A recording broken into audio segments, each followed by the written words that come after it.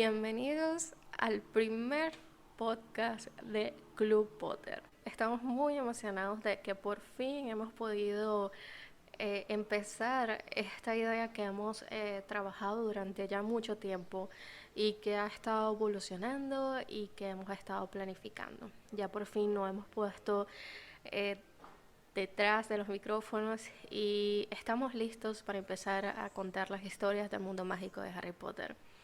Desde hace varios días ya hemos estado en nuestro perfil @clubpottershop hablando sobre el inicio y las historias de las familias más importantes y más prominentes y más poderosas del mundo mágico de Harry Potter.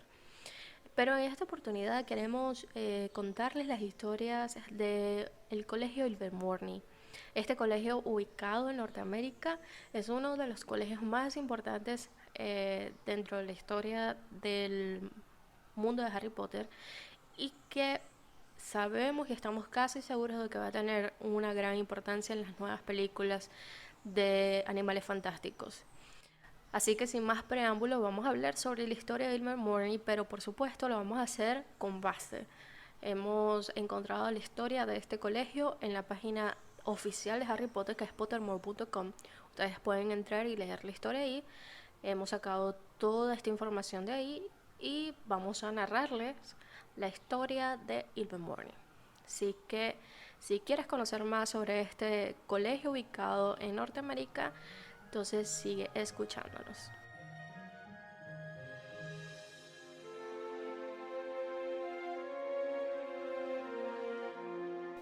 La Gran Escuela de Magia de Norteamérica se fundó en el siglo XVII. Se encuentra en el pico más alto del monte Greylock, donde se oculta de ojos mágicos gracias a una combinación poderosa de encantamientos que a veces se manifiesta en forma de nubes en espiral. Pero esta escuela tiene comienzos irlandeses. Su fundadora, Isolde Zaire, nació en torno al 1603 en el valle de Comlungra, en el condado irlandés de Kerry, donde pasó sus primeros años de vida, y esta descendía de dos familias de magos de sangre pura. Su padre, William Zaire, era descendiente directo de la famosa bruja irlandesa Morrigan, una animaga cuya forma de criatura era un cuervo, y apodó Morrigan a su hija por la afinidad con el mundo natural que mostró desde pequeña. Su más tierna infancia fue idílica. Sus padres la querían mucho y elaboraban curas mágicas para humanos y ganados, ayudando así discretamente a sus vecinos Muggle. Sin embargo, cuando tenía 5 años, Isolde quedó huérfana. Su hogar sufrió un ataque en el que murieron sus padres. Su tía, Cormlide Gaunt, distanciada de su madre, la rescató del fuego y se la llevó al valle vecino. Cuando Isolde se hizo mayor, se dio cuenta de que en realidad su salvadora la había secuestrado y había matado a sus padres. Su tía era una persona inestable y cruel, una sangre pura fanática que pensaba que la amabilidad que su hermana mostraba a sus vecinos Muggle llevaría a Isolde por un peligroso camino hacia el matrimonio mixto con un hombre no mágico. Cormlide estaba convencida de que robar a la niña era la única manera de que su hija regresara al buen camino. Aprendería que era descendiente tanto de Morrigan como del mismísimo Salazar Slytherin y que debía relacionarse solo con otro sangre pura. Cormlide consideraba que ella era el modelo que Isolde necesitaba y obligó a la niña a observar mientras maldecía y embrujaba a todo mogol o animal que se acercara demasiado a su cabaña. La gente aprendió enseguida que debía evitar la morada de Cormlide y desde entonces el único contacto que Isolde tuvo con los vecinos, alguna vez amigos de ella, eran los niños de la localidad que le arrojaban piedras cuando jugaba en el jardín. Cuando Isolde recibió la carta de Hogwarts, Cormlide le prohibió asistir, alegando que aprendería más en casa que en un peligroso colegio igualitario lleno de sangre sucia. Sin embargo, como Cormlide había sido alumna de Hogwarts, le platicó mucho del colegio a su sobrina. aunque principalmente lo hacía para desprestigiarlo, pues lamentaba que los planes de Salazar Slytherin para preservar la pureza del mundo mágico no se hubiesen llevado a cabo. Para su sobrina, aislada y maltratada por una tía a la que creía medio loca, Hogwarts parecía un paraíso, y durante su adolescencia fantaseó con él a menudo. Durante 12 años, Cormlide se aseguró la cooperación y el aislamiento de Isolde con magia oscura muy poderosa. Pero cuando por fin la joven tuvo suficiente valentía y talento, le robó la varita a su tía, pues esta no le permitía tener una propia, y se escapó. Isolde solo se llevó una cosa más con ella, un broche de oro con forma de nudo coridiano que perteneció a su madre, y luego huyó del país. Como tenía miedo de la represalia de su tía y de sus prodigiosas habilidades de rastreo, se marchó primero a Inglaterra, pero Gormlide pronto averiguó su paradero. Isolde, resuelta a esconderse de manera que su madre adoptiva nunca la encontrara, se cortó el pelo, se hizo pasar por un chico mogul llamado Elias Story y se zarpó rumbo al Nuevo Mundo a bordo del Mayflower en 1620. Isolde llegó a América junto a los primeros colonos moguls. Pronto desapareció sin dejar rastro y se escondió en las montañas. Sus compañeros de viaje asumieron que Elias Story había muerto de frío, como muchos otros en aquel crudo invierno. Isolde dejó la nueva colonia en parte porque aún temía que su tía la encontrara incluso en un nuevo continente, pero también porque en el viaje a bordo del barco le habían mostrado que una bruja no encontraría muchos amigos entre los puritanos. Isolde estaba sola en un país hostil que no conocía y hasta donde sabía estaba a cientos sino a miles de kilómetros de cualquier otro brujo o mago. En sus lecciones parciales, Cormlide nunca mencionó a los magos nativoamericanos. Sin embargo, después de pasar varias semanas solas en las montañas, conoció a dos criaturas mágicas cuya existencia desconocía. El siempre detrás es un espectro nocturno que vive en el bosque y caza criaturas humanoides. Tal como sugiere su nombre, puede contorsionarse para esconderse detrás de casi cualquier objeto y ocultarse así de la mirada de cazadores y víctimas. Los no magos han sospechado de su existencia, pero no pueden hacer frente a su poder. Solo una bruja o mago tiene posibilidad de sobrevivir a los ataques de un siempre detrás.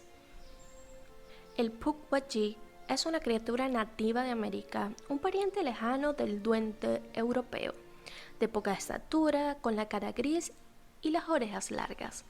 Es fieramente independiente y astuto, no le tiene cariño a los humanos, ya sean mágicos o no, y posee su propia magia poderosa.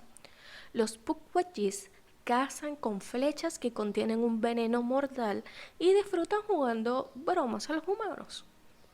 Ambas criaturas se encontraron en el bosque y el siempre detrás, que tenía un tamaño y fuerza poco habitual, no logró capturar a este Pukwudgie, joven e inexperto, sino que estaba a punto de destriparlo cuando Isolde le lanzó una maldición que le hizo huir.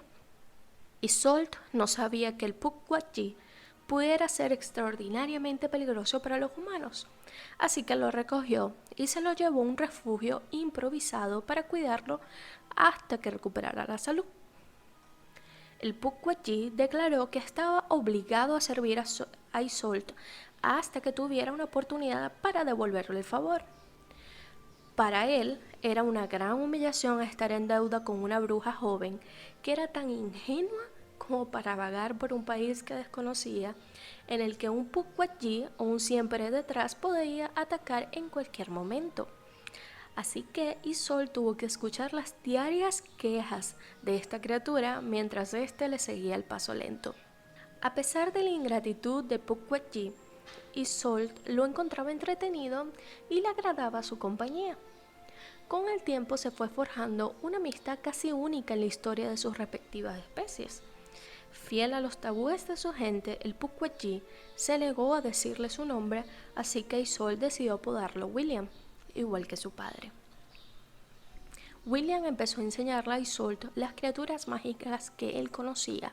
Viajaron juntos para ver cazar a los Hodax, cabezas de rana, y se enfrentaron a un Snalgaster dragoniano y observaron cómo jugaban los cachorros recién nacidos de los Wampus al amanecer.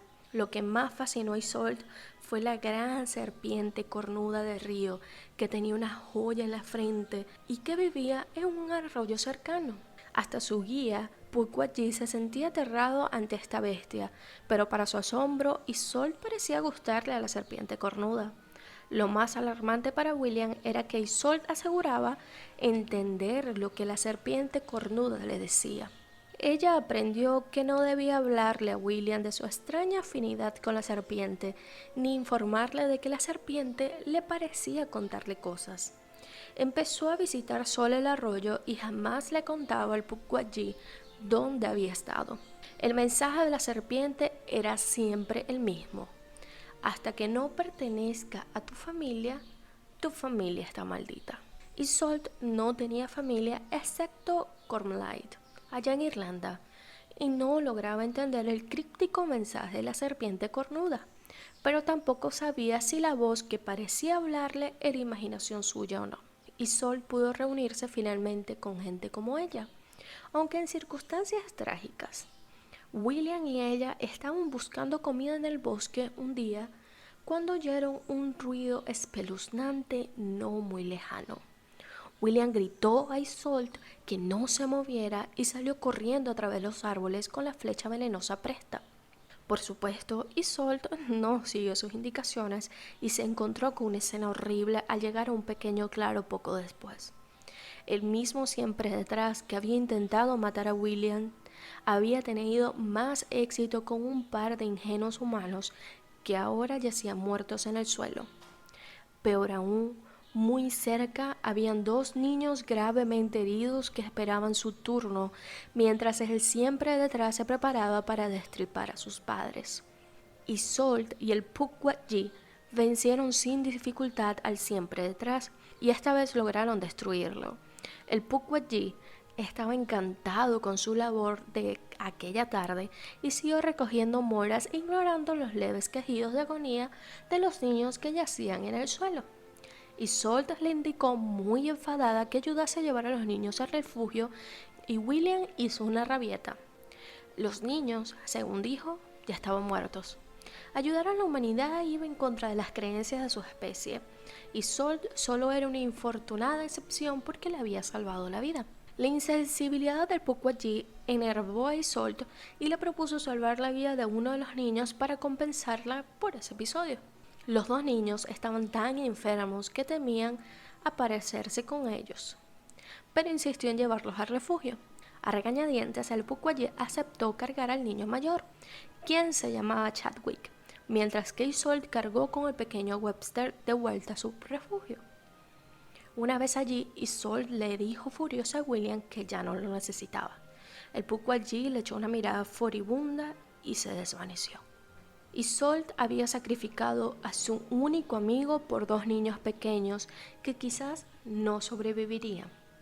Afortunadamente lo lograron y se llevó una grata sorpresa al descubrir que eran mágicos. Los padres de Chadwick y Webster eran magos y los habían llevado a América en busca de aventuras fascinantes. El viaje terminó en tragedia cuando la familia se adentró en los bosques y se encontró con el siempre detrás. Al no estar familiarizado con este tipo de criaturas, el señor Bott pensó que se trataba de un bogar común o de jardín e intentó ridiculizarlo. El desenlace, como Isolde y William presenciaron, fue horrible. Los niños estuvieron tan graves las 2 primeras semanas que Isolde no se atrevió a dejarlos. Le preocupaba que con las prisas de salvar a los niños no había podido enterrar dignamente a sus padres. Cuando Chadwick y Webster por fin se recuperaron lo suficiente como para poder dejarlos solos por unas horas, Isolde volvió al bosque con la intención de cavar unas tumbas que los chicos pudieran visitar algún día. Para su sorpresa, al llegar al claro se encontró con un joven llamado James Stewart. Él también pertenecía al asentamiento de Plymouth. Tras perder a la familia que había conocido en su viaje de América, entró en el bosque para buscarlos. Isolde observó cómo James terminaba de marcar las tumbas que había cavado a mano. Después recogió las varitas rotas que había encontrado junto a los señores Bott. Con el entrecejo fruncido, examinó el centro brillante de la fibra de corazón de dragón que sobresalía de la varita del señor Bott y la agitó a la ligera. Como siempre sucede cuando un mago agita una varita, esta se reveló. James salió despedido de espalda a través del claro y quedó noqueado al golpearse con un árbol. Se despertó en un pequeño refugio de ramas y pieles de animal y se encontró con que Isolde lo estaba cuidando. Ella no podía ocultarle su magia en un lugar tan pequeño, sobre todo cuando preparaba pociones para ayudar a recuperarse a los niños Bott o cuando usaba su varita para cazar. La idea de Isolde era desmemorizar a James cuando se recuperase del golpe y enviarlo de nuevo a la colonia en Plymouth. Pero mientras tanto, disfrutaba tener un adulto con el que hablar, sobre todo alguien que se lleva bien con los Bott y los entretenía mientras se recuperaban de sus heridas mágicas. Como James había sido cantero en Inglaterra, ayudó a Isolde a construir una casa de piedra en lo alto del monte Greylock, elaborando un diseño factible que ella puso en pie en apenas una tarde. Isolde decidió llamar a su nuevo hogar Ilvermorny, en recuerdo de la cabaña en la que había nacido y que Gormlight había destruido. Día tras día, Isolde se prometía desmemorizarlo, pero el miedo de James a la magia iba desvaneciendo poco a poco hasta que finalmente pareció más fácil admitir que estaban enamorados. Se casaron y no hubo más que hablar. Isolde y James consideraban a los Bott sus hijos adoptivos. Isolde les contó de segunda mano las historias de Hogwarts que Gormlight le había enseñado. Los niños deseaban ir a ese colegio y preguntaban constantemente por qué no podían volver todos a Irlanda para esperar allí sus cartas, pero Isolde no quería asustarles hablándoles de Gormlight. A cambio, les prometió que cuando cumplieran 11 años encontraría una varita para cada uno y empezarían una escuela de magia allí mismo en la cabaña. Esta promesa despertó la imaginación de Chadwick y Webster. Prácticamente todas las ideas que los chicos tenían sobre cómo debía ser un colegio de magia se basaban en Hogwarts, así que se empeñaron en que Ilvermorny tuviera 4 casas. Enseguida abandonaron la idea de ponerle sus nombres como fundadores, pues Webster creía que una casa que se llamase Webster Bott nunca podría ganar nada, y optaron por elegir cada uno su criatura mágica favorita. Chadwick, un chico inteligente, aunque algo temperamental, eligió el ave del trueno, un pájaro que puede generar una tormenta con solo volar. El obstinado pero leal Webster optó por el Wampus, un felino mágico de aspecto similar a una pantera, rápido, fuerte y prácticamente imposible de matar. Para Isolde se trataba por supuesto de la serpiente cornuda que seguía visitando y por la que sentía una afinidad especial. Cuando le preguntó cuál era su criatura favorita, James no supo qué decir. El único no mago de la familia no era capaz de identificarse con las criaturas mágicas que el resto conocía también. Finalmente eligió al Pukwudgie, porque las anécdotas que su mujer le había contado del cascarrabias de William siempre le hacían reír. Y así es como se crearon las 4 casas de Ilvermorny. Aunque los 4 fundadores aún no lo sabían, las personalidades de cada uno se infiltraron en las casas que habían bautizado con tanta ligereza. El 11º cumpleaños de Chadwick se acercaba. Isolde no sabía cómo conseguir la varita que le había prometido. Que ella supiera la única varita que había en América era la que ella le había robado a su tía. No se atrevía a diseccionarla para averiguar cómo estaba fabricada y tras investigar las varitas de los padres de los chicos, solo pudo averiguar que la fibra de corazón de dragón y el pelo de unicornio que contenían hacía mucho que se habían marchitado hasta morir. La víspera del cumpleaños de Chadwick, Isolde soñó que bajaba el arroyo en busca de la serpiente cornuda. Esta salía del agua y acercaba su cabeza para que pudiera cortar una gran esquirla de su cuerno. Así que se despertó en plena oscuridad y se dirigió al arroyo. La serpiente cornuda la estaba esperando. Levantó su cabeza igual que en el sueño, cortó el trozo de su cuerno y le dio las gracias antes de regresar a casa para despertar a James, que había decorado la casa haciéndole alarde de su habilidad con la piedra y la madera. Cuando Chadwick se despertó al día siguiente, encontró una varita finamente tallada en fresno espinoso que contenía el cuerno de la serpiente. Isolde y James lograron crear una varita de poder excepcional. Cuando Webster cumplió 11 años, la reputación de su pequeña escuela familiar ya había crecido. 2 niños mágicos más de la tribu Wampanoag se habían sumado a su madre Narragansett y a sus 2 hijas, y todos ellos estaban interesados en aprender varitería al cambio de compartir sus propios conocimientos mágicos. Cada uno recibió varitas hechas por Isolde y James. Algún tipo de instinto protector le dijo a Isolde que reservarse los centros de serpiente cornuda para sus hijos, así que James y ella aprendieron a usar otro tipo de centros como pelos de guampús, fibras de corazón de naligaster o cuernos de lelíbrope. Corría el año 1634 y la escuela había crecido mucho más de lo que podía haber soñado la familia. La cabaña crecía un poco más cada año. Como el número de alumnos había crecido, aunque el colegio aún era pequeño, había suficientes niños para hacer realidad el sueño de Webster y realizar competencias entre las casas. Sin embargo, la fama de la escuela aún no había trascendido más allá de las tribus de nativos y los colonos europeos de la región, y el colegio no tenía alumnos internos. Los únicos que se quedaban en Ilvermorny una vez caía la noche era Isolde, James, Chadwick, Webster y las gemelas recién nacidas, Marta como la difunta madre de James y Rionac como la de Isolde. Esta gran familia feliz y atareada ignoraba que un gran peligro les acechaba desde muy lejos. La noticia de la fundación de un nuevo colegio de magia en Massachusetts había llegado al viejo continente. Se decía que la directora recibía el sobrenombre de Morrigan, en honor de la famosa bruja irlandesa. Sin embargo, hasta que no se enteró de que el nombre de la escuela era Ilvermorny, Gormlide no se creyó que Isolde había viajado hasta América sin que nadie se diera cuenta para casarse, no con alguien de familia Muggle, sino con un auténtico Muggle. Además, había abierto una escuela para formar a cualquiera que tuviese una pizca de magia. Hacía ya tiempo que Gormlide había comprado una varita en la tienda que tanto despreciaba, la de Ollivanders, para sustituir a la apreciada reliquia familiar que había pasado de generación en generación hasta que Isolde la había robado. No quería que su sobrina supiera que estaba en camino hasta que fuera demasiado tarde, así que sin saberlo imitó a Isolde. Se hizo pasar por hombre y zarpó a bordo del Bonaventura para cruzar hacia América. Con la maldad que le caracterizaba, decidió utilizar el nombre William Sire, el del padre asesinado de Isolde. Gormlide llegó a Virginia y con mucho sigilo se dirigió hacia Massachusetts. Llegó a la montaña una noche de invierno.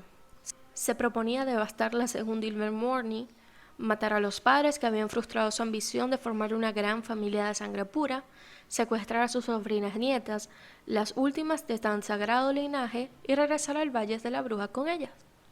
En cuanto divisó el gran edificio de granito que se alzaba en la oscuridad sobre la cima del monte Greylock, Gormlide echó una poderosa maldición sobre la casa que contenía los nombres de Isolde y James, y que hizo que estos cayeran en un profundo sueño encantado.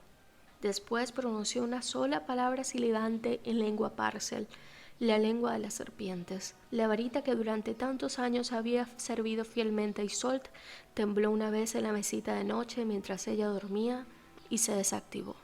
En todos los años que se valió de ella, Isolde nunca supo que en su mano tenía la varita de Salazar Slytherin, uno de los fundadores de Hogwarts, y que contenía un fragmento de cuerno de una serpiente mágica, en este caso de un basilisco.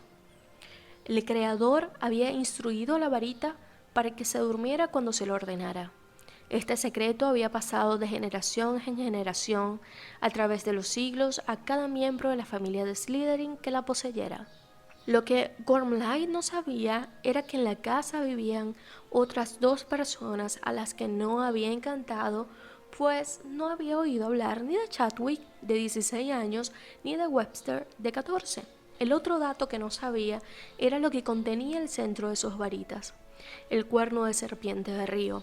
Esas varitas no se desactivaron cuando Gormlide habló en Parcel, sino que al oír aquella lengua antigua, el centro mágico comenzó a vibrar y presintiendo que sus dueños estaban en peligro, empezaron a emitir una nota musical grave, la cual emite la serpiente cornuda cuando siente una amenaza. Los niños Booth se despertaron y brincaron de la cama. Chadwick miró instintivamente por la ventana. Entre los árboles pudo ver la silueta del Comlight Gown acercándose sigilosamente hacia su casa. Como todos los niños, Chadwick había oído y entendido más de lo que sus padres adoptivos imaginaban. Creían que habían conseguido protegerle de las historias del asesino al Comlight, pero se equivocaban. Cuando era pequeño, Chadwick oyó a Isolde hablar del motivo por el cual ella había escapado de Irlanda, y pocos se podían imaginar, ella y James, que a menudo la imagen de una vieja bruja atormentaba a Chadwick en sus sueños, acercándose poco a poco Ilvermorny a través de los árboles, pero esta vez la pesadilla se había hecho realidad. Le dijo a Webster que avisara a sus padres. Chadwick bajó corriendo a la escalera e hizo lo único que en aquel momento tenía sentido para él. Salió corriendo de la casa para enfrentarse a Gormlide e impedir que entrara a donde su familia dormía. Gormlide no esperaba encontrarse con un mago adolescente y lo subestimó en un principio. Chadwick esquivó su maldición con destreza y comenzaron el duelo. Gormlide, a pesar de ser mucho más poderosa que Chadwick, tuvo que admitir que el chico tenía talento y había sido bien instruido.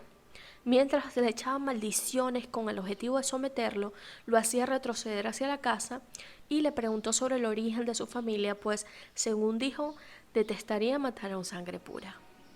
Mientras, Webster intentaba despertar a sus padres, pero el encantamiento los había afectado con tal profundidad que ni los gritos de Gormlide ni las maldiciones que golpeaban la casa pudieron despertarlos. Webster se lanzó escaleras abajo y se sumó al duelo que proseguía al pie de su casa. 2 contra 1 le pusieron las cosas difíciles y por si fuera poco, los centros gemelos de la varita de los Booth multiplicaban su fuerza por 10 al utilizarse juntas contra un mismo enemigo. A pesar de todo, la magia de Gormlide era suficientemente oscura y fuerte como para hacerles frente. Ahora el duelo había alcanzado proporciones extraordinarias. Por un lado, Gormlide aún reía y prometía a los chicos indulgencias si podían probar que eran sangre pura. Por otro, Chadwick y Webster ponían todo su empeño en evitar que la bruja llegara hasta su familia. Los hermanos se vieron forzados a entrar a la casa. Isolde y James seguían durmiendo mientras las paredes se requebrajaban y las ventanas se hacían añicos en el piso de abajo, pero las gemelas se despertaron y empezaron a llorar del miedo. Y eso fue lo que deshizo el encantamiento de Isolde y James. La rabia y la magia no podían despertarlos, pero los alaridos de sus hijas rompieron la maldición que Gormlide les había echado, la cual, al igual que Gormlide, no tenía en cuenta el poder del amor. Isolde le gritó a James que fuese hacia las niñas y ella corrió para ayudar a sus hijos adoptivos con la varita de Slytherin en la mano. Cuando la levantó para atacar a su odiada tía, se dio cuenta de que, para lo que iba a servirle, la varita durmiente bien podría haber sido cualquier palito que recogiera del piso. Regodeándose, Gormlide hizo que Isolde, Chadwick y Webster retrocediesen escaleras arriba y los dirigió hacia el lugar de que procedía el llanto de sus sobrinas nietas. Finalmente logró abrir las puertas de su dormitorio y allí encontró a James, listo para morir delante de la cuna de sus hijas. Isolde estaba convencida de que todo estaba perdido y llamó a gritos a su padre asesinado sin saber lo que decía. Se oyó un gran estruendo y la luz de la luna desapareció en unos instantes cuando William el Pukwudgie apareció en el alféizar. Antes de que Gormlide supiera qué estaba pasando, una flecha envenenada le había atravesado el corazón. Se le escapó un grito sobrenatural que se pudo oír a cientos de kilómetros. La vieja bruja se había aprovechado de todo tipo de magia oscura para volverse invisible, y todas esas maldiciones reaccionaron en contacto con el veneno del Pukwudgie, petrificándola hasta volverla tan quebradiza como el carbón y rompiéndose en 1.000.000 de pedazos. Todo lo que quedaba de Gormlide Gown era un montón de polvo humeante, un palo roto y una fibra de corazón de dragón carbonizada. William les había salvado la vida. A cambio de su gratitud, el Pukwudgie bramó que se había dado cuenta de que Isolde no se había dignado decir su nombre en una década y que se sentía ofendido porque solo le llamaba cuando ésta estaba a punto de morir. Ella tuvo el tacto de no decir que había llamado a otro William, mientras que James estaba encantado de conocer al Pukwudgie del que tanto había escuchado, y sin recordar que esta especie odiaba a casi todos los humanos, apretó la mano del perplejo William y le dijo lo agradecido que estaba por haberle puesto su nombre a una de las casas de Ilvermorny. Se cree que este halago ablandó el corazón de William, porque al día siguiente trasladó a su familia de Pukwudgies a la casa y a regañadientes, como siempre, los ayudó a reparar todos los destrozos que había causado Gormlaith. Fue entonces cuando afirmó que los magos eran demasiado tontos como para protegerse bien y negoció un anticipo considerable de oro para convertirse en el servicio privado de seguridad y mantenimiento del colegio. La varita de Slytherin seguía inactiva tras la orden en Parcel de Gormlaith. Isolde entendía la lengua pero no la hablaba, y además no quería volver a utilizar una varita que era lo único que quedaba ya de su triste infancia. Ella y James la enterraron lejos de los terrenos del colegio, y al cabo de un año, una especie desconocida de colubrina había crecido allí donde estaba enterrada la varita. Intentaron podarlo y arrancarlo de la tierra, pero el árbol resistía. Después de algunos años, descubrieron que las hojas tenían poderosas propiedades medicinales. El árbol parecía atestiguar el hecho de que la varita de Slytherin, al igual que sus descendientes repartidos por el mundo, contenía bondad y maldad. Lo mejor de él parecía haber migrado a América. La reputación de Ilvermorny mantuvo un crecimiento estable a través de los siguientes años. La casa de granito se convirtió en un castillo y encontraron a nuevos profesores para cubrir una demanda cada vez mayor. Ahora niños magos y brujas de toda Norteamérica eran enviados a asistir al colegio y este se tuvo que convertir en un internado. Ya en el siglo XIX, Ilvermorny había adquirido la fama internacional que aún conserva hoy en día. Isolde y James compartieron la dirección del colegio durante muchos años y fueron muy queridos por muchas generaciones de estudiantes como si fueran miembros de su propia familia. Chadwick se convirtió en un gran mago que viajó por el mundo y escribió Los encantamientos de Chadwick, libros que hasta el día de hoy aún se utilizan en las aulas de Ilvermorny. Se casó con una sanadora mexicana llamada Josefina Calderón y la familia Booth Calderón sigue siendo una de las familias de magos más prominentes de América. Antes de que se creara MACUSA, el Magicongreso Único de la Sociedad Americana, el Nuevo Mundo carecía del sistema legal mágico. Westerbot se convirtió en lo que ahora llamaríamos Auror Autónomo. Durante un viaje a Londres para repatriar a un mago tenebroso especialmente cruel, Webster conoció y se enamoró de una joven bruja escocesa que trabajaba en el Ministerio de Magia. Así que parte de la familia Booth regresó a su país de origen y los descendientes de Webster se formaron en Hogwarts. Marta, la mayor de las gemelas de Isolde y James, era una Squib. Aunque sus padres y hermanos adoptivos la querían mucho, era doloroso para ella crecer en Ilvermorny sin poder desarrollar su magia. Finalmente se casó con el hermano no mágico de un amigo de la tribu Pocontú y desde entonces vivió como nomaga. Rionach, la pequeña de las gemelas de Isolde y James, fue profesora de defensas contra las artes oscuras en Ilvermorny durante muchos años. Nunca se casó. Se había extendido el rumor, aunque la familia nunca lo confirmó, de que Rionach, al contrario de su hermana Marta, había nacido con la habilidad de hablar en lengua Parcel y estaba decidida a no perpetuar el linaje de Slytherin a la siguiente generación. La rama norteamericana de la familia no sabía que Gormlaith no era la última Gaunt y que en Inglaterra el árbol genealógico seguía creciendo. Isolde y James vivieron más de 100 años.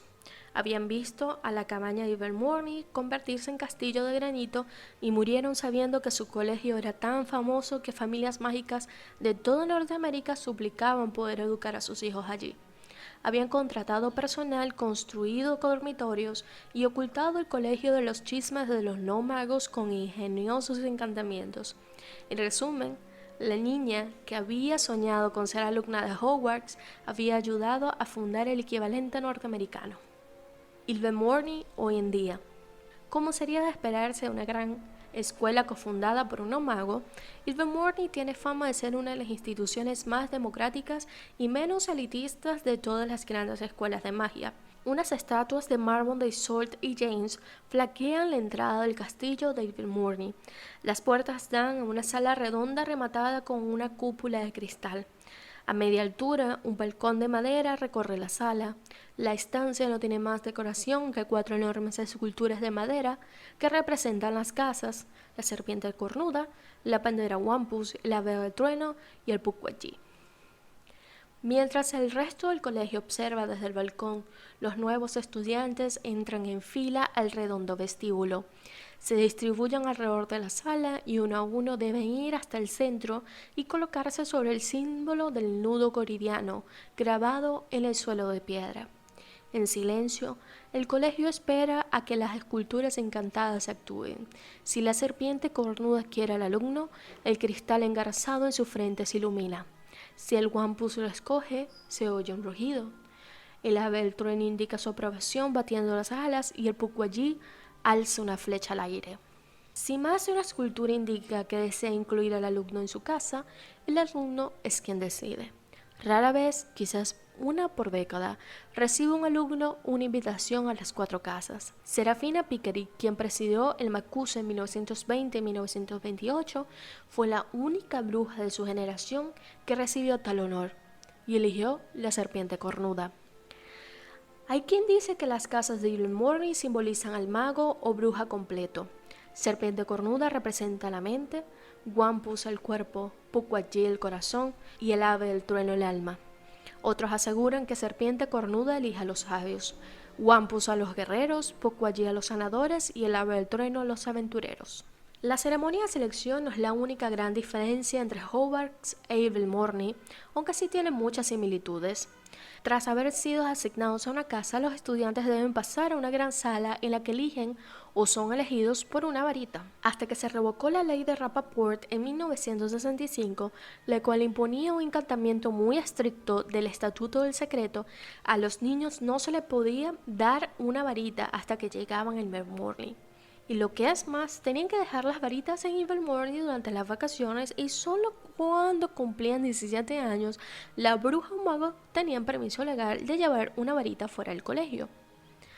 Las túnicas de Ilvermorny son de color azul y rojo arándano. Los colores rinden homenaje a Isolde y James. Azul porque era el color favorito de Isolde y porque de pequeño le hubiese gustado pertenecer a Ravenclaw. Rojo por el dulce favorito de James, tarta de arándanos. Las túnicas de los alumnos de Ilvermorny se atan con un nudo goridiano de oro, por aquel broche que Isolde encontró en las ruinas de la primera cabaña de Ilvermorny. Varios Pukwudgie aún trabajan en el colegio actualmente, todos quejándose, todos insistiendo que no desean quedarse allí y aún así, misteriosamente, todos siguen presentándose año tras año. Uno de ellos es muy anciano y responde el nombre de William. Se ríe ante la idea de que él sea el William original que salvó la vida de Isolde y James y apunta acertadamente que si el primer William siguiera vivo tendría más de 300 años. Sin embargo, nadie ha descubierto exactamente cuántos años puede llegar a vivir los Pukwudgies. William se niega a dejar que nadie más lustre las estatuas de Isolde a la entrada del colegio y cada año, en el aniversario de su muerte, se le puede ver dejando un ramo de flores de mayo sobre su tumba, algo que suele ponerle de muy mal humor si alguien es tan insensible como para mencionarlo. Muchas gracias por haber llegado hasta acá, espero que les haya gustado mucho esta historia tan maravillosa del Colegio Ilvermorny. A nosotros nos encanta y esperamos seguir compartiendo con ustedes muchas más historias sobre el mundo mágico de Harry Potter. Recuerda seguirnos en todas nuestras redes, en Instagram @clubportershop y también en Facebook con el mismo username. También puedes entrar a nuestra página clubpotter.com y puedes ver todo el contenido que tenemos preparado para ti. Somos el equipo de Club Potter y nos escuchamos la próxima semana.